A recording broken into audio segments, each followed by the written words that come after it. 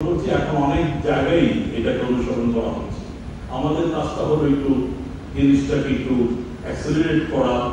আপনাদের সামনে আমরা দাঁড়িয়েছি দ্বিতীয় একটা কথা বলার জন্য।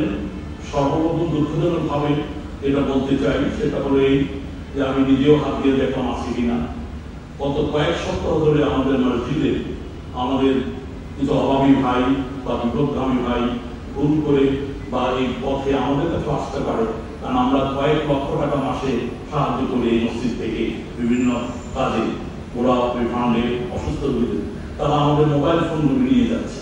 অনেক বৃদ্ধ লোক অনেক থাকেন পকেটে, পাঞ্জাবি পকেটে লাগে, হয়তো পায়জামের পকেটও থাকে না, মোবাইল ফোনটা চলে যায়। ধর্মমন্ত্রীর পকেট থেকে মোবাইল চলে গেল, সেটা গিয়ে পাওয়া গেল বিদেশের অনেক দূরে, 5,000 মাইল দূরে।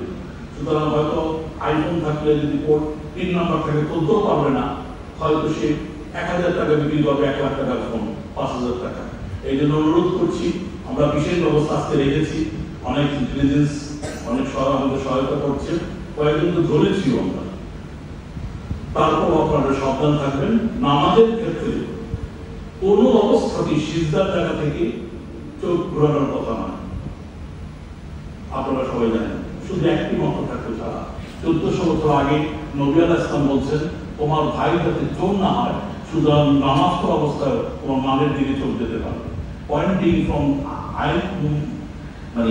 চোখ দিয়ে অন্য দিকে তাকানোটা মাকরুহ, বড় মাকরুহ, কিন্তু মালের দিকে তাকানো জায়েজ। সুতরাং আপনার টেলিফোন ঠিকমতো আছে কিনা এটা আমরা দেখা করবেন। আরেকটা জিনিস আপনাদের জানাচ্ছি, আপনারা জানেন গত ঈদের আগে আমরা মাননীয় প্রধানমন্ত্রীর মাধ্যমে সরাসরি ব্যাংক অ্যাসোসিয়েশনের সাথে আমরা যুক্ত। ওখানে একসাথে মিলে আমরা অনেক কোটি টাকা সংগ্রহ করেছিলাম। যদিও ব্যাংকাররা অনেক এমডি চেয়ারম্যান আছেন আমার কলিগরা, তো আমি সেটা উল্লেখ না করে বলছি, ওনারা 30 কোটি টাকা দিয়েছিলেন। আমরা এই মসজিদ থেকে 1,12,00,000 টাকা মাননীয় প্রধানমন্ত্রীর কাছে দিয়েছিলাম।